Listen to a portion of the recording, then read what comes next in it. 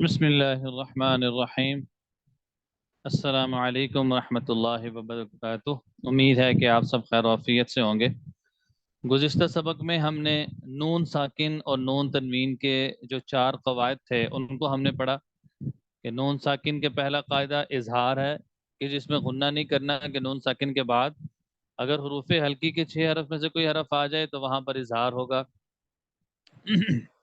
پھر دوسرا قاعدہ ادغام کا تھا کہ نون ساکن کے بعد اگر حروف یرملون میں سے کوئی حرف آ جائے تو وہاں پر ادغام ہوگا۔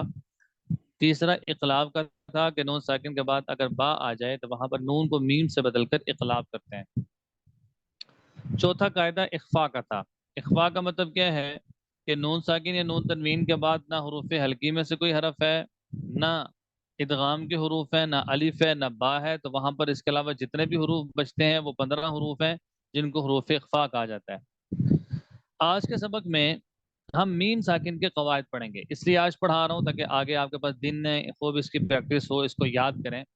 دیکھیں جس طرح نون ساکن کے قواعد تھے نا، اظہار، اخفا اور ادغام، اسی طرح قرآن پاک میں میم ساکن جب بھی آ جائے تو میم ساکن کے بعد بھی یہ 3 قاعدے ہیں۔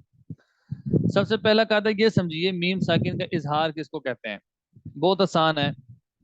میم ساکن کے بعد اگر با اور میم کے علاوہ کوئی بھی حرف آ جائے تو وہاں پر میم ساکن کا اظہار ہوگا۔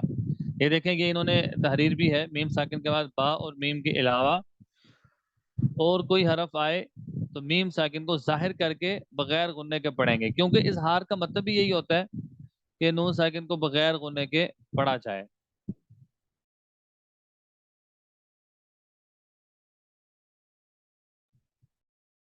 بغیر غننے کے پڑھا جائے، ٹھیک ہے۔ اس میں یہ دیکھیں، آپ نے ایک بات نوٹ کرنی ہے کہ با بھی نہ ہو، میم بھی نہ ہو، اس کے علاوہ کوئی حرف ہو، جیسے مثال کے طور پہ تا ہے، فا ہے، جیم ہے، ہا ہے، کوئی بھی حرف آ جائے تو وہاں پر اظہار ہوگا۔ اب مثالوں سے سمجھیے، یہ دیکھیں انعمتا، اب یہاں پر میم ساکن ہے اور میم ساکن کے بعد نہ با ہے نہ میم ہے، تو یہاں پر اظہار ہوگا، یعنی انعمتا۔ ہم فیہا میں دیکھیں میم ساکن کے بعد کون سا حرف آ گیا؟ فا آ گیا، اب یہاں پر بھی اظہار ہوگا۔ لکم دینکم، میم ساکن کے بعد یہاں پر دال آ گیا۔ تو خلاصہ یہی سمجھیں کہ میم ساکن کے بعد اگر با اور میم کے علاوہ کوئی بھی حرف آ جائے تو وہاں پر میم ساکن کا اظہار ہوگا، یعنی وہاں پر ہم غنہ نہیں کریں گے۔ اچھا، اب سوال یہ پیدا ہوتا ہے کہ با اور میم کے علاوہ آپ نے کہا اگر با آ جائے تو کیا ہوگا، میم آ جائے تو کیا ہوگا؟ تو یہ یاد رکھیے، قاعدہ نمبر 2 اخفا ہے، میم ساکن کا اخفا۔ یہ دیکھیے میم ساکن کا اخفا۔ اچھا، میم ساکن کا اخفا کیا ہوتا ہے؟ کہ میں نے کہا تھا نا کہ با اور میم کے علاوہ آ جائے، میم ساکن کے بعد اگر با آ جائے تو میم ساکن کا اخفا ہوگا، آسان سی بات ہے۔ مثال سے سمجھیے، یہ دیکھیں میم ساکن ہے، یہاں پر با آ گیا، اب یہاں پر ہم اخفا کریں گے، ان ربہم بہم، ان ربہم بہم۔ اب یہاں پر دیکھیں ہم یہاں پر میم پر کیا کر رہے ہیں؟ اخفا مع الغنہ کر رہے ہیں، ان ربہم بہم۔ پھر اسی طرح اگلی مثال کیا ہے؟ ترمیہم بحجارت، میم ساکن کے بعد یہاں پر با آ گیا، تو میم ساکن کے بعد جب با آ جائے تو وہاں پر میم ساکن کا اخفا ہوگا۔ اچھا، با کے بعد یہ پیچھے کیا رہ گیا؟ میم۔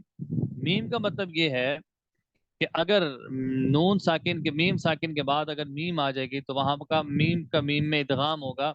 یہ دیکھیے میم ساکن کا ادغام، اس میں یہ بات ذہن میں رکھیں کہ میم ساکن کے بعد اگر میم آ جائے تو کیا ہوگا؟ میم ساکن کا ادغام ہوگا۔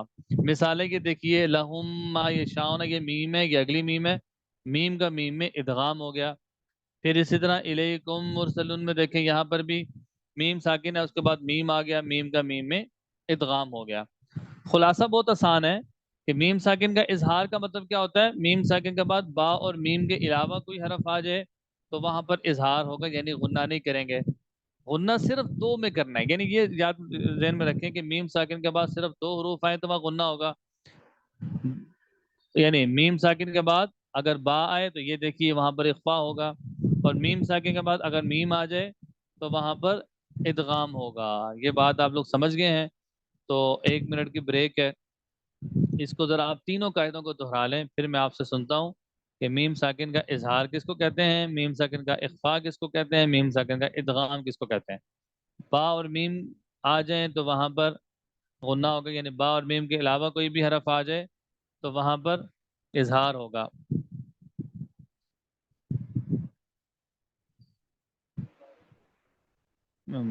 ٹھیک ہے جی، اس کو ذرا دہرائیں، میں یہ سوال جو ہے اس کو پڑھ کے میں اس کا جواب ابھی آپ لوگوں کو دیتا ہوں، اتنی دیر تک آپ یہ سارے سبق کو دہرا لیں، ٹھیک ہے جی۔